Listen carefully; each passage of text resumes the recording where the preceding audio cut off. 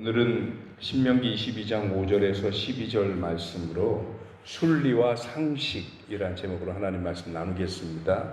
오늘 성경 말씀을 쭉 읽으면 특별한 내용은 아니시죠. 그냥 이렇게 보면 이거 우리 일상에 흔히 일어나는 쉽게 발견되는 일들인데, 근데 그 일들을 성경은 어떻게 처리하고 감당하라고 하느냐, 아주 순리에 맞게 상식적으로 하라는 얘기입니다. 예컨대 남자는 여자 옷 입지 말고 여자는 남자 옷 입지 말아라. 바꿔 입는다고 뭐가 잘못되거나 병이 걸리거나 아니면 법에 걸리는 것은 아니죠. 그런데 그게 뭐냐? 상식이라는 거죠. 아닌 게 아니라 예전에 보니까 무슨 세상에 이런 일이 이런데 보면 어떤 남자분이 꼭 미니스커트 입고 다니는 분이 한번 텔레비전에 나온 적이 있어요. 자기는 좋아서 하는지 모르지만 보는 사람들 입장에서 신기한 것도 있지만 좀 볼상사납긴 해요. 왜냐하면 이게 남자 다리는 여자 다리랑 다르잖아요. 우락부락 하고. 그래서 그냥 보기에 썩 좋지 않습니다. 흔한 일이 아니니 텔레비전에서 다루고 있을지는 모르지만 상식에서 벗어난 행동으로 사람들의 관심을 끌어올 수 있지만, 사람들이 보면서 겉으로 신기해하는 것처럼 속으로도 그냥 그렇게 유쾌하게 받아들일까 하는 거에 대해서는 의문이 생기는 거죠. 그렇지는 않을 것 같습니다. 그저 반바지도 있는데 날이 더우면 꼭 그래야 하는 걸까 하는 의문이 생겨요. 그것이 법적으로 저촉되거나 아니면 사람들에게 피해를 입히는 일은 아닙니다만, 그러나 상식선에서 그렇게 보내는 것이 맞지 않겠냐라고 하는 것이 오늘 성경이 우리에게 말씀하고 있는 취지 같습니다. 그래서 만약에 그렇게 옷을 바꿔 입으면 죽여라 살려라 이런 말은 없어요. 단지 하나님 앞에 가증하다. 하나님 별로 좋아하는 일이 아니다. 이렇게 얘기를 하고 있는 거죠.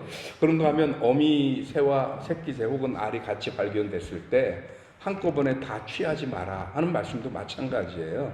그것도 어미 새, 새끼 새 있는데 그 중에 새끼만 취하라는 이런 얘기인데, 한 세대를 비록 짐승이지만 사람의 인위적인 손으로 해서 몰락시키는 거, 그거는 바로 별로 바람직한 것 같지 않습니다. 그리고 우리 흔히 하는 말인데, 새가 커야 얼마나 크다고. 그 새 새끼 한 마리 잡아서 우리 배가 얼마나 부를까요? 이럴 경우에는 성경이 본래적으로 하고 싶은 말은 뭐냐? 어미는 내버려두고 새끼만 취하라, 이 얘기는 데려다 키우면 모르지만 그걸 뭘 먹으려고 두느냐, 이런 얘기는 아닐까. 이건 상식선에서 그렇게 이해는 됩니다. 그런가 하면 포도원의 두 종자를 한꺼번에 섞어 뿌리지 말라고 합니다.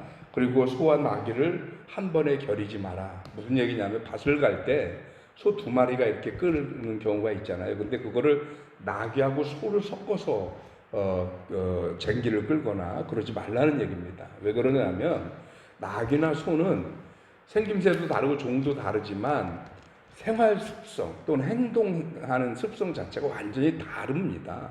그렇기 때문에 이 두 마리가 같이 끌어서는 호흡이 맞을 수가 없어요. 그래서 그 두 개를 같이 끄는 것은 상식에서 어긋나는 일입니다. 그런데 그 상식에서 어긋나는 일을 한다라고 하는 것은 이게 바람직한, 세상에서 흔히 일어나는 그런 일은 아닌 거죠. 그러니까 그렇게 하지 마라 라고 하는 것과, 또 양털과 배실, 동물성 직물과 식물성 직물을 섞어 짜지 마라 라고 하는 것이에요. 이 모든 것이 뭐냐면, 쉽게 말하면 좀 상식에서 어긋나는 무슨 일들로 그렇게 해서 다른 사람들을 불편하게 하거나 그들의 이목은 이끌 수 있지만, 자꾸 그렇게 순리대로 살아가는 것을 거스르지 마라 하는 얘기는 아닌가 그런 생각을 해보는 겁니다. 더더군다나 이 말씀을 들으면서 어떤 생각이 드느냐면, 지금 작금의 우리나라에서 일어나고 있는 일 가운데 과연 교회가 세상 앞에서 상식과 순리를 지키면서 살아가고 있는가 하는 것에 대한 반성입니다. 어제 여러분들이 댁에 가셔서 뉴스를 좀 보셔서 아시겠지만, 어제 일어났던 여러 가지 시위 문제라든가 특히 그 사랑제일교회 문제 때문에 심각한데요. 제가 다른 그 뉴스를 보다 보니까 신천지가 맨 처음에 확진자가 발발해서 그래서 200명까지 가는 시간보다 사랑제일교회가 확진자 12명 발발해서 지금 어제 107명인가요?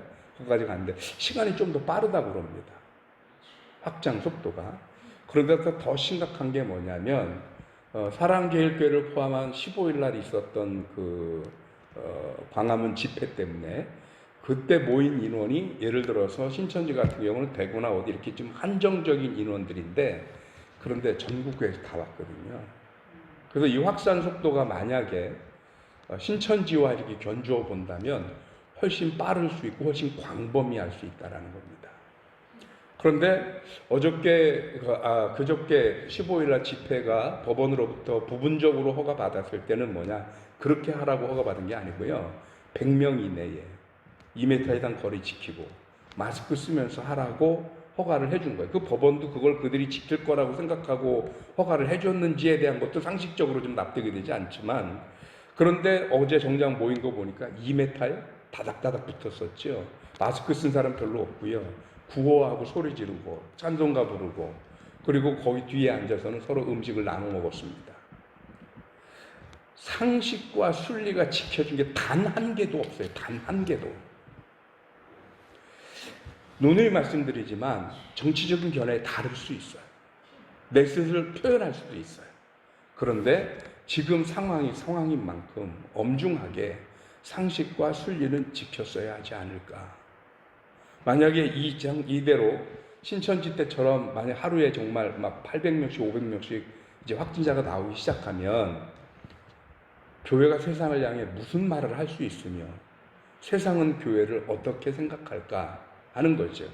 앞으로 교회가 하는 말이 세상 가운데 과연 효력을 발생할 수 있을까? 신뢰를 얻을 수 있을까? 하는 것입니다.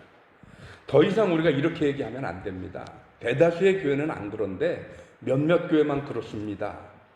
그렇게 말할 수 없는 게 분명히 사랑제일교회 그 자리에 몇몇 교회만 참석한 게 아니고 전국에서 몰렸습니다. 이것은 뭘 의미하느냐면 한국 교회가 뭔가 아주 중요한 간단하고 그리고 쉬운 일이지만 매우 중요한 걸 하나 놓쳤는데 그게 뭐냐? 순리와 상식이라고 하는 것입니다. 우리는 초법한 사람들인 줄 알아요. 우리가 비록 하늘의 질서를 가지고 이 땅을 살지만 모든 법을 초월한 존재들이 아닙니다. 하나님은 이렇게 우리들의 삶 속에서 오늘 성경을 통해서 끊임없이 하시고자 하는 말씀이 뭐냐? 질서를 지키고 서로를 존중하고 그리고 상식과 순리를 세워가면서 그 안에서 그리스도의 빛된 모습을 보여라지 그 모든 곳에서 초법하고 좀 튀어가지고 우리는 뻔뜻하면 아주 좋은 핑계거리를 갖습니다. 뭐든지 세상과 하나님의 법은 다르다고. 그 다름이 상식을 깨고 뒤집어내는 것이 아니라 오히려 상식보다 더 엄격함입니다. 성도의 도덕적 기준은 세상의 상식을 깨부시고 아무렇게나 해도 된다가 아니라 세상의 도덕적 기준보다 더 엄격함이라고. 이게 성도의 다름이에요.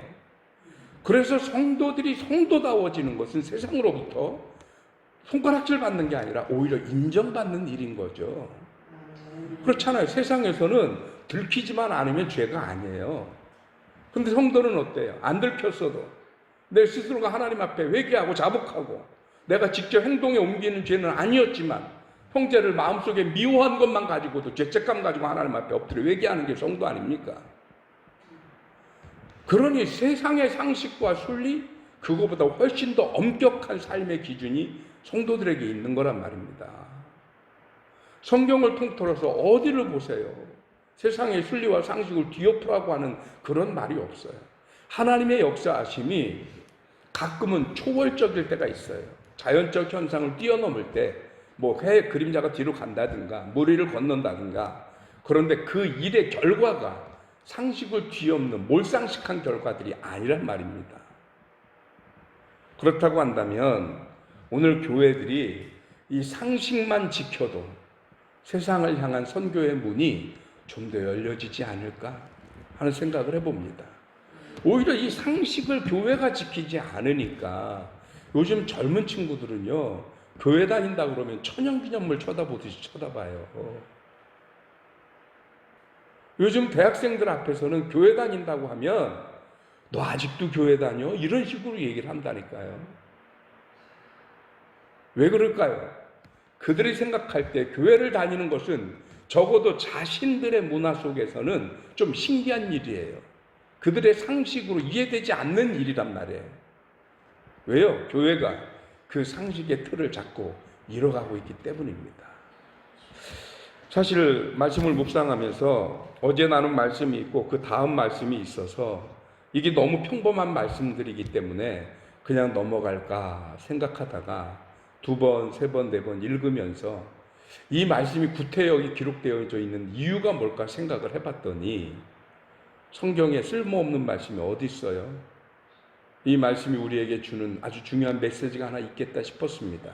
묵상하는 중에 성도들아, 하나님의 백성들아, 하나님의 백성은 세상의 상식과 순리를 깨트리는 사람들이 아니라 오히려 세상의 상식과 순리 안에서 그보다도 엄격한 윤리적인 도덕적 기준을 가지고 세상 사람들로부터 인정받는 존재가 되어야 하는 것이 성도다 라는 메시지를 주는 것 같았어요. 여러분, 우리가 그렇게 살았으면 좋겠습니다. 더 이상 우리 하나님을요 정말 유치찬란한 하나님으로 만들지 않았으면 좋겠습니다. 이 귀에 걸면 귀걸이, 코에 걸면 비걸이 그런 식의 하나님이 아니에요. 아니, 정광훈 목사가 거기서 소리 지르면 정광훈 목사가 무슨 선지자라도 됩니까? 설령 선지자라고 치더라도 우리는 선지자인 인간을 바라보는 사람들이 아니잖아요. 하나님을 바라보는 사람들 아닙니까? 성도는. 그래서 계속해서 우리가 지금 신명기도 그렇지만 민수기에서도 하는 얘기가 뭐야? 하나님은 형상조차 만들지 마라. 뭐 하나 인간적으로 육체적으로 뭔가 눈에 띄는 걸 만들고 거기에 집중하지 마라. 그런데 왜 우리 스스로가 있지도 않은 선지자도 만들고 뭣도 만들고 거기에 저는 이 시대 교회들이 정말 피해야 할 것 중에 하나가 뭐냐? 하나님을 믿어야지 이데올로기를 믿으면 안 됩니다. 교회가 자유민주주의를 수호하는 것은 마찬가지지만 맞는 말이지만 자유민주주의가 우리가 신봉하고 믿는 존재가 아니에요. 우리는 하나님을 믿는 거예요.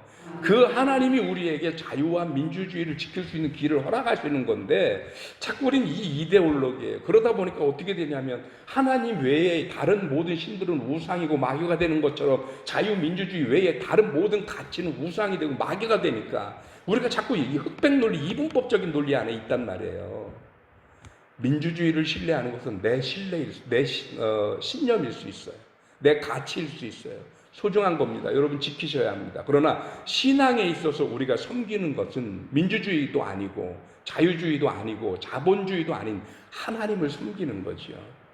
이 하나님을 섬기는 이 믿음과 신뢰 안에서 성도는 제발 상식과 신뢰와 질서를 깨뜨리는 존재들이 아니라 오히려 그것을 더욱 곤고히 하면서 세상에 그 어떤 상식으로 갖다 대도 부족함이 없는 그런 고퀄리티의 성도의 모습을 가져야 되지 않겠습니까? 이게 신앙의 유주비스입니다. 이 신앙을 지키면서 사회적인 상식, 사회적인 약속, 질서, 순리 이 부분을 성도들이 먼저 지켜가는 저와 여러분들이 되시기를 주님의 이름으로 축원합니다. 기도하겠습니다. 하나님, 성도라고 이름하여 세상을 사는 것은 세상의 법을 초법하여 또는 위법하여 내 맘대로 살아라가 아니라 하나님의 그 놀라운 은혜와 진리의 말씀으로 살기에 세상의 그 어떤 법과 상식과 질서도 하나님의 질서보다 더 우선하거나 엄격할 수 없어 세상의 그 어떤 윤리적 기준도 만족시킬 수 있는 성도의 모습으로 살아가는 것, 그것이 우리의 신앙이요 우리의 믿음 생활인 줄 믿습니다. 그렇게 신앙을 온전히 세워감으로 말미암아서 성도의 삶에서는 오히려 상식과 순리가 온전히 지켜지고 넘쳐날 수 있는 삶이 되게 하여 주시어서 세상이 성도들을 바라볼 때 납득할 수 없는 무리들이 아니라 존경할 만한 무리들이 되어지게 하여 주옵소서. 자금의 대한민국 현실에서 교회와 성도들의 위상이 한없이 추락하고 있음을 봅니다. 우리 하나님이 그런 하나님이 아니신데 어쩌다가 하나님의 이름을 부르는 성도들의 모습이 이렇게까지 추락해야 합니까? 다시금 우리들의 상식과 순리를 지켜냄으로 말미암아서 하나님의 성도의 이름이 다시금 세상 가운데 진리로서 빛으로서 자리 잡을 수 있도록 주님 함께하여 주옵소서. 이데올로기가, 사상이 우리의 섬김의 대상이 아닙니다. 우리는 하나님을 믿어 그 어떤 이데올로기도 어떤 사상도 이루어낼 수 없는 그 놀라운 희생과 구원과 생명과 복음을 전하는 사람들이 성도입니다. 그 성도의 모습을 가지고 살아가는 주의 종들 되게 하여 주옵소서. 월요일 아침입니다. 사랑하는 성도들, 이 한 주간도 믿음으로 승리하게 하여 주옵시고 주님이 이끄시는 은혜의 삶을 이어가기 부족함이 없도록 영육간의 강건함을 허락하여 주시옵소서. 감사하고 예수 그리스도 이름으로 기도하옵나이다. 아멘.